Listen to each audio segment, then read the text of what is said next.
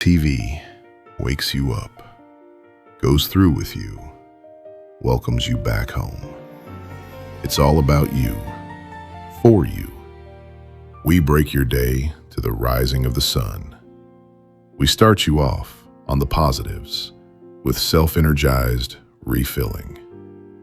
Hand in hand, toe to toe, in a soothing by and by. We go through your day, keeping you updated with developments around your world and your endeavors. You're better off with SimTV. As your cheerleader, in your little winning steps, we've got your back when you're down. We lift your spirits and your sights beyond your limitations towards horizons of possibilities each day portends. With a pat on your back, we nudge you on to never think less of yourself. Go do your best, daily, leave the rest. At the end of each day, we urge you, do not give up on yourself. Do not give up on life. Anything is possible. You are going somewhere to happen one day. And when the day Headlines, trends, weather and travel getaways. It's Wake Up World on SemTV.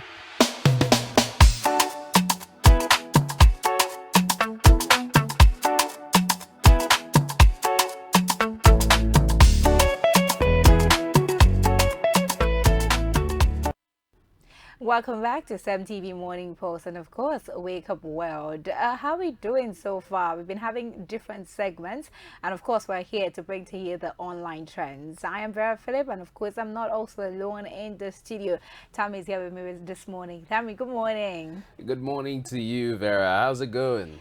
It's fine. I'm grateful for life and today's Children's Day, so I'm just happy to be a child. I don't know what you think. Well, I don't know if any of us would be legally considered children. But I'm of course, a child. I don't know what anybody else thinks. I am a child. Well, the good thing is when it comes to your parents, it doesn't matter how old. When you have your dad or your mom with you, it doesn't matter how old you've gotten. It doesn't matter even if you're married. You know, if you visit your mom late in the night, you'll be like, "You want this your night movement?" They'll yell at you like you're still a child. And sometimes you just sit back and look at that and you just smile because it reminds you that, look, in as much as I'm a man in my own, right, and I'm a woman in my own right, I'm still this person's child. I'm still this person's baby boy. I'm still this person's baby girl. So in as much as you're an adult, you're a teen, you're, elderly, as long as you lived with a parent, as long as you had a guardian to look up to, you are someone's child. And so I would want to wish you a very happy Children's Day. Okay, Nigerians are currently, in a state of devastation as a lot of people have decided to not celebrate Children's Day today in honor of the children that were kidnapped last week in Kwara State. We're going to be looking at the state of insecurity in Nigeria and the reactions of Nigerians to this situation. Increasingly, prominent Christian voices are beginning to openly address the state of the nation, especially the growing insecurity and the economic hardship affecting the millions of Nigeria. And for many people, this shift is actually very significant. One of the strongest conversations that came out on social media came from the senior pastor of House on the Rock Church, Pastor Paul Adefarasin, during her sermon that has now gone viral online.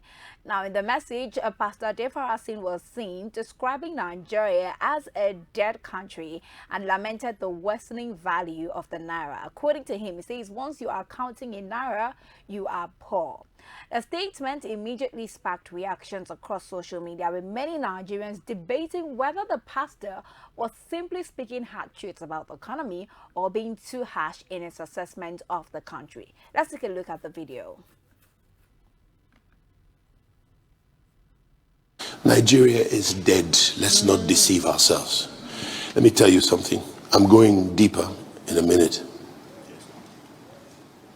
Let me tell you something. Once you're counting in naira, you are poor. I was not born poor.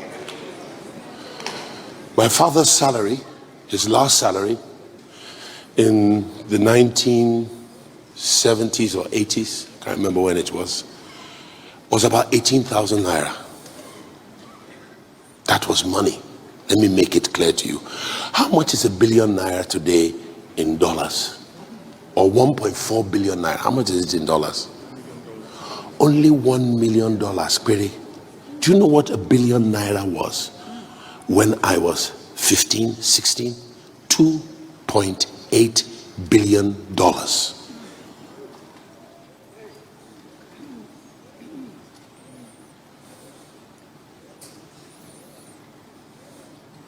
$2.8 billion. And we're taking it. Because we live in the now. We don't study history. They wrenched it out of our academic systems. And we don't research data to project our future, to know what tomorrow will look like. So we're not doing the... Beyond the economy, and security has of course become another issue pushing religious leaders into public conversations. A lot of people have conversed for this, while others, have their opinions.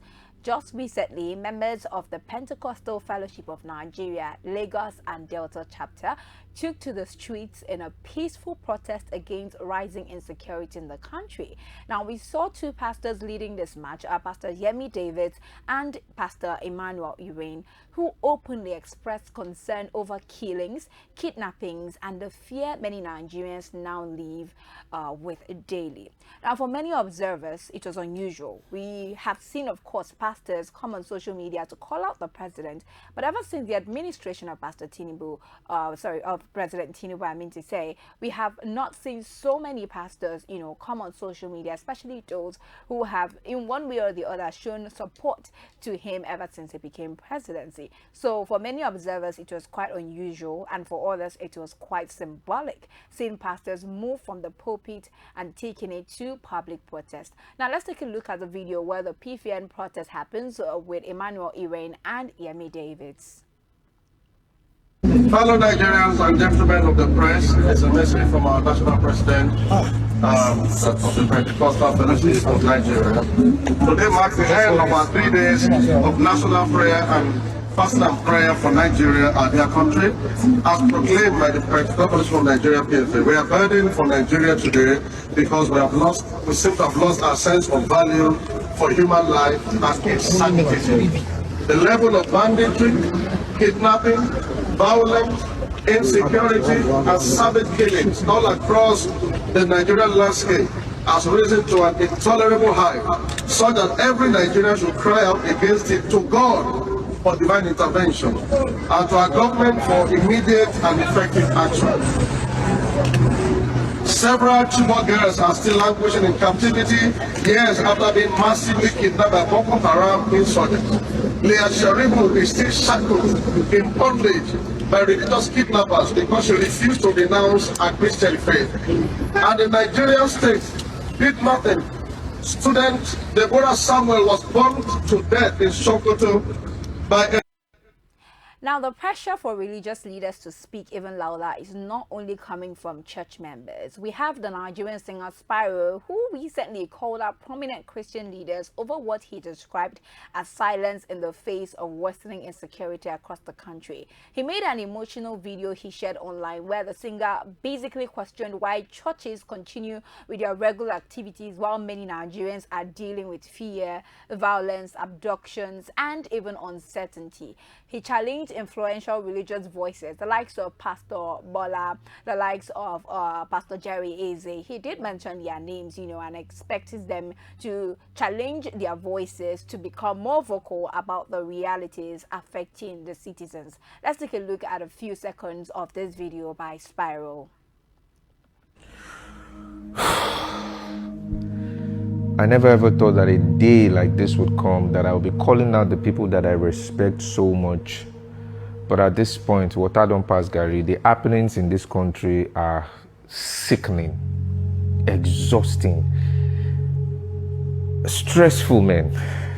Every day, every morning I wake up calling my friends, trying to articulate and understand what exactly is going on. But while all this are happening, I'm really, really concerned about our response to some of all these things. It's just business as usual for most of us. Like, I couldn't even bring myself to go to church on Sunday because I kept asking myself questions. Why am I going to church where another message aside from what is happening in this country is being preached right now? Any church that is preaching any message that is different from what is happening in this country and speaking up for the people and speaking to the government, you are wrong. Any mosque right now that is speaking anything different from what is happening in this country right now, you are wrong. Schools are still opening up. Why? This calls for a state of emergency. Like, I mean, what is our limit? When are we going to say enough is enough? It took me a while to make this video because I was waiting for the response of the church and the, spiritual leaders in all sectors, and I was waiting for them to say something about it. And earlier today, I saw a video from PFN, and it was, I think it was Pastor Fola Davies, and the only known face I saw there was Pastor Irene. Why? Where is Pastor Adeboye in all of this? Where is David Oyedepo in all of this? Where is Pastor Kumu in this? Where is Pastor Bolaji in this? Where is Jerry Eze in this? Where are the notable men of God that have so much influence? And for the Muslims, where are your sheikhs? What are they saying? Where are the alfas? What are they saying? Now is not the time to sit around. Now, for years, many Nigerians expected religious institutions to remain mostly spiritual in approach. But today, as economic hardship deepens and insecurity continues to dominate national conversations, more faith leaders appear willing to publicly engage issues beyond the altar. The big question now is this: should religious leaders become stronger voices on national issues, or should the church remain strictly spiritual? That is one question. Another question that I have, of course, Tammy is in the studio with me to be answering all of them. Another question I have is, does this not, frontline the whole religious war? I understand that the origin of where these bandits and terrorism can come from, or where they are actually originated from, could give out a religious war. However, do you think we've gotten to a place where this has become a religious war? Well, when you talk of religious war, I don't think I can call it a religious war.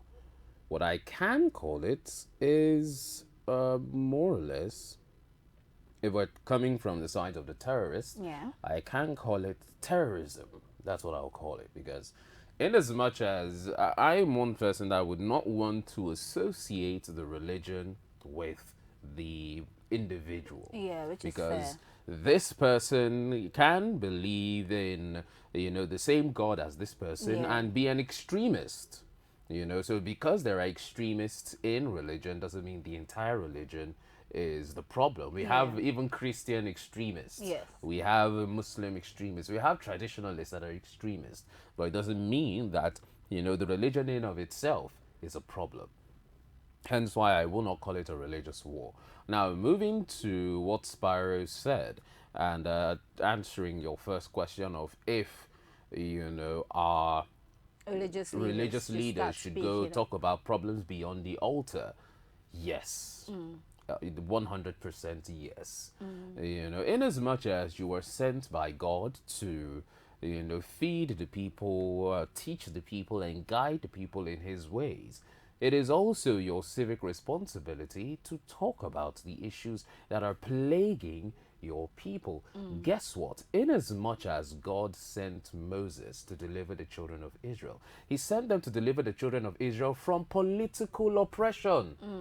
That is what he sent him to do. He didn't tell Moses to go and preach to the children of Israel. He didn't tell Moses to go and, inspire hope in the children of Israel and tell them that the Lord is your shepherd. He will deliver you. No, he sent Moses, go and deliver my people. Go and bring my people out of captivity. So as a religious leader, It is not only your responsibility to speak against the ailments of society, it is also your civic responsibility as a citizen of said country to speak against said ailments. You may now say, some people will say, oh, no, now, but my papa is papa now, he's a pastor, he's not meant to know. Is he not a Nigerian? Is his ministry not established in Nigeria? If it is, or is he floating in the ground?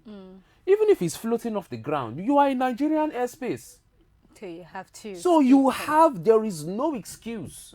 It is your responsibility to talk about these issues. You won't tell me that even God and also saying that some people would address these issues, you know, if he was here. Some people were killed at a prayer ground still in Kwara State as well, while they were just having, you know, their midnight prayer session. So it bets why, you know, Christians, especially our religious leaders, should speak. But now Spyro's video, Spyro did ask a question in that video. He said, where's Pastor Deboye? Where's Pastor, you know, he mentioned some pastors, and I was like, they should be heavily involved in speaking out about what is the insecurity going on in Nigeria. And it begs me to ask the question of where Pastor Deboye is specifically, because I remember on this table we still sat down and talked about a video where he was trending, and he posted, or he said in that preaching that, you know, if you're kidnapped, give them my number. you give and I'm just wondering, you know, we are all here trying to find a solution. I've seen a lot of Nigerians who have been on social media and like, what can we do? How can we help? How can this situation be solved? We can't be looking for a solution to a problem and you're sitting on the solution or one of the kind of solutions and you're not saying anything about it. So do you think that Nigerians should actually divert? Because I'm starting that, you know, movement right now. Like, let's call up Pastor Deboye, Pastor Oyedepo, like, please help us. Should we give him the kidnapper's number so that, you know, we can begin to perform his spirit, and this is not to even mock the body of Christ. You know, this is actually very serious and very sincere. We're talking about innocent children. I've seen the posters about 2-year-old, 3-year-old, 7-year-old children who do not deserve such wickedness being turned on them at the moment. So if we can actually have a solution, no matter if it's a spiritual solution, a physical solution, a political solution, whatever solution it is to bring those children out of the dungeon where they are, then it should be implemented. And if Pastor Yedebo says he can do it, if you kidnappers kidnap you, just give them my number, call them and they will release you, then shouldn't we start employing that? Shouldn't even the presidency, you know, start also looking in his direction? What you are asking for, you're asking for solution. Vera, didn't he give you a solution?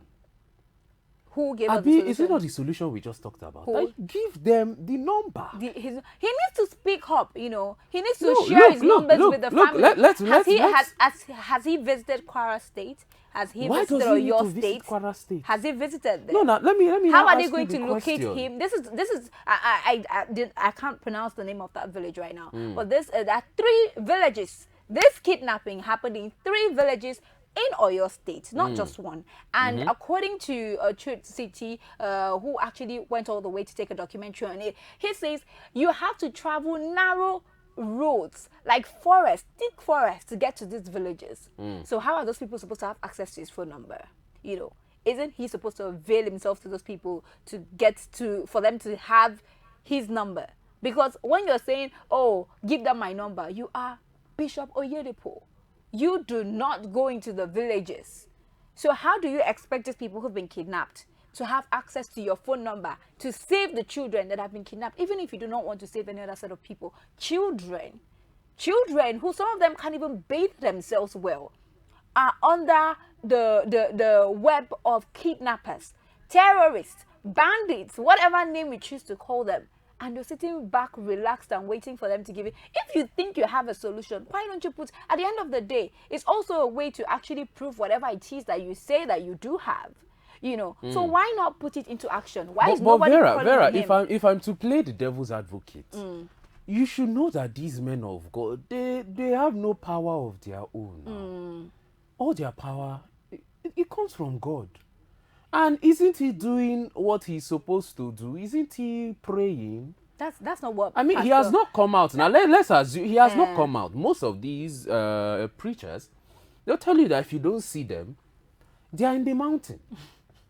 I know now. That is what. I think you're the one being the real sarcastic person on this stage. You know? No, I'm being the average Nigerian. I'm telling you that look, as a very powerful man of God. He doesn't need to be there. As he has told you that if you give them his number, every earthquake, everybody will be shaking. My point exactly, how do these people get his number? Now that he knows they cannot get his number, he's in the mountain. There is no distance when That it means comes on to God. serious. That means on serious. No, because I see He's no in reason the why you will mountain. not use your private jets. You And will go all not the use way. everything possible within your means. And if you can organize a whole prayer, what do they call them? Conference, or host what I don't know what the church In is very even big call them. cities, actually. Even the people I would even want to call out are the people that they have the testimonies all around. Yes, they have the most testimonies. The most testimonies. They have they even have their miracles. bulletproof vest. Yes. You know that if you wear The it, they chosen. know that you are of God. The chosen. You know. So these are the people that their power is strong. Yeah. I want these people to come out, raise their hand into the sky, And and give pray. order. That is what I want them to do. I want even the pastor of the choosing people to come out, shout, I am a choosing. Release those people and let them be released.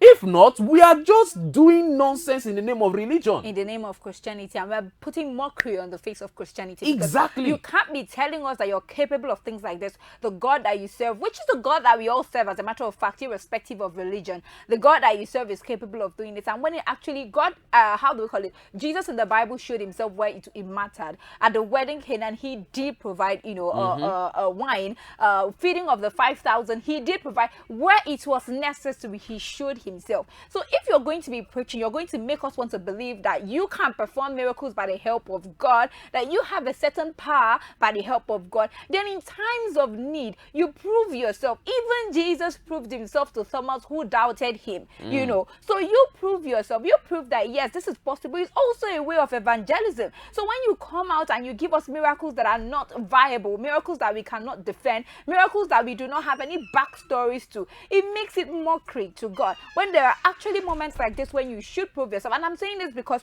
we need any type of solution whatsoever right now, whether it is a traditional solution, a spiritual solution, a political solution, a government solution. We need solution because we are talking about children who are in captivity, children who are, we don't even know whether there is any that have died so far. These are little children, and Nigerians are beginning to get angry. I want Nigerians to get angry to the point that we call out everybody that needs to be called out. You know, we take to the streets and we do what we need to do to save this country.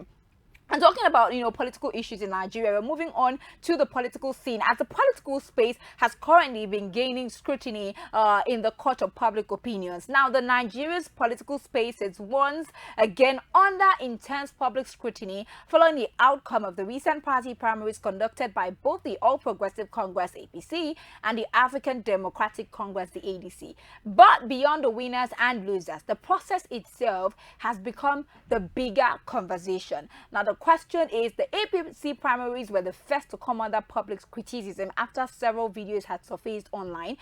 These videos are allegedly showing irregularities during vote counting in some states. One of the most talked about clips was from Ebonyi State, where an electoral officer appeared to suddenly jump figures during delegate counting, moving from 85 directly to 201, triggering confusion and outrage from people present at the event. Let's take a look at one of the videos that have made it to our public eye. 54, 55, 100,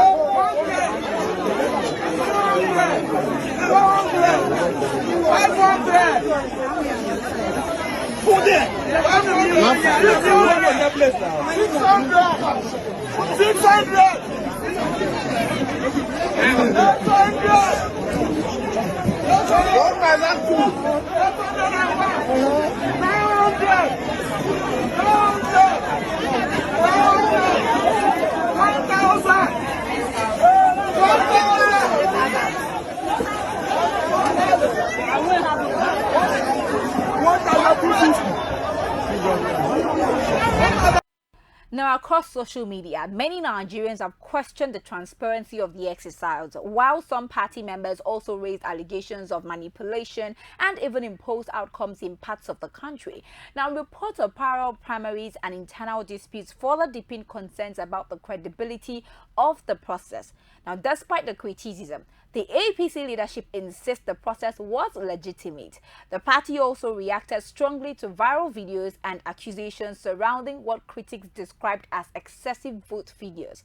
We had the APC officials argue that some of the circulating clips had been edited or had even been taken out of context. Now, during an interview on Arise Television, our sister station, the APC national chairman, Netawe Oyowada, had claimed during the interview that the APC had about 12.9 million verified registered members, while the PDP has about 2.4 million members, and the African Congress had about 1.6 million, while the Labour Party had 1.3 million, and the National Democratic Coalition, that's the NDC, have about 700,000 members. Now, according to him, the APC currently has millions of registered members across the country, a figure he said explains the large vote turnout being questioned online. But here is the plot twist.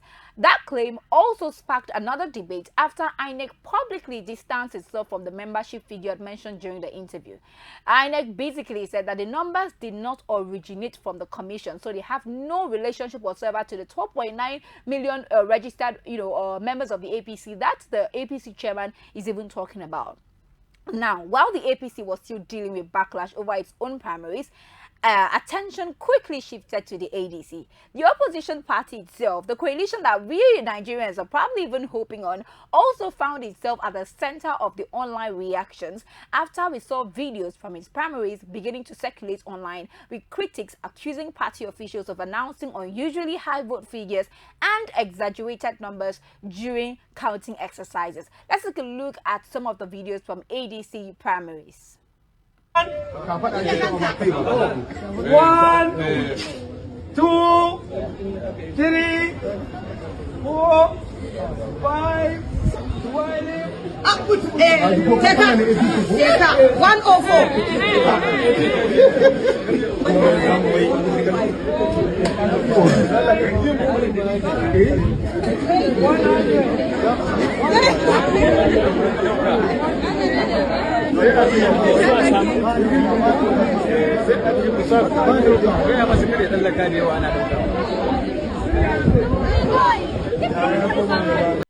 Now, we've seen supporters of the APC immediately seizing on these videos and arguing that the opposition had no moral ground to criticize the ruling party APC after facing the same similar allegations themselves. And so, now what began as criticism of APC irregularities has now evolved into a wider national conversation about the internal democracy, the transparency, and even credibility with Nigeria's political parties. And I would like to come to you, Tammy. I want to believe that the only excuse, or the first excuse we have for the videos like this, is that we know they have probably done the main counting, and then this part was just a skit. That's what I would choose to believe, just because I cannot see how this is happening put out there in a video. I think the first video like this, even the videographer is actually following the man who is counting, and then you're making this public. It's an insult and a slap to Nigerians, because you're trying to say nothing is gonna happen. Which brings me to the question: what is the law and order? Obviously, there are no laws that tell you that in the primary elections there should be any credibility in the elections. So it's left for INEC to do its job during the general elections in 2027. However, does it take away the fact that decency should be put into the conduction of elections in the primaries? Does it take away that fact? Do we have to see these irregularities, this thing that is being organized by these political parties, even the ADC that are coming here and saying APC are doing the most and they want to come and correct what's happening in the APC, are as well engaging in this act as well? So what is the hope for the political space in Nigeria at all? Now, first off, the hope lies on the people, and also I would want to also toe the path of believing is a skit. Because if I were to ask you, Vera, what number comes after 5? The 6. What number comes after 10? 11. But that's not what we're seeing. And now, why do you think, how do you know that these numbers come after each other? Is it not because you went to school? True. Now, if I ask you what number comes after 5 and you say 100, what is the normal conclusion? It will be that you are uneducated. That's the only answer. So if you don't know how to count, it means you did not go to primary school. You did not go to secondary school. You did not go to university. And even if you went through all of these phases of education, is either you did not learn a single thing or your IQ is so low that you cannot retain any of this information. Which actually brings me to another thing that confuses me. The fact that there are people in that place who did not raise any alarm and say, oh, that counting is wrong. Nobody said anything. Could that mean that... Number one, the Nigerian people are sheep. It's something that has been highlighted over and over and over again. The Nigerian people are sheep. You cannot be in that queue and somebody says 1, 2, 8, 100, and you as a well-thinking Nigerian, as an educated Nigerian, as a Nigerian with an IQ that is above that of your peers in other countries. Nigerians are considered one of the smartest people in the world, and you hear that and you're quiet and you're laughing. What are you laughing about? Are you also uneducated? Is your IQ also so low that somebody will tell you 5 plus 5 is 25 and you will smile and you will laugh? What's there to laugh about? What if these people are being promised something that they cannot? Tell me, Vera, what promise can I make to you to make you look stupid on air? Okay, now tell me, let's say we're here. Yeah. What can I make you promise and say, oh, Vera, you know what? I'm promising you heaven and earth. When we come on air, behave like an idiot. Which promise can be made? When it comes to things like this, I like to give everyone the benefit of doubt. I mean, we have 90% poverty rate in Nigeria. No, now, Vera, that is why I'm asking you. What can I promise you for you to do that? That for us here, as they usually say, I mean, when I was in uni, I used to hear everyone have a prize, going to the villages. These people are in very rural areas, you get me, and then probably don't even have 3 square meals a day. Do you think that there's any form of exchange in this? Like there's, oh, come and stay on the line, we're going to give you, because obviously that's my only explanation to why people will actually be on the line. We will hear that there is wrong counting going on, and you won't say anything, no protest whatsoever is being done. So it begs the question of what, and not even one person. So what is it that could make these people stand on the line, see these irregularities, and no one said a word if they were not being promised something? Vera, like I said earlier, unless you don't know how to do math. Because if you are so poor that you cannot afford a 3 square meal, and someone comes to make you a promise that is not fulfilling the fact that you are going to get a 3 square meal for as long as you are alive, you are an idiot.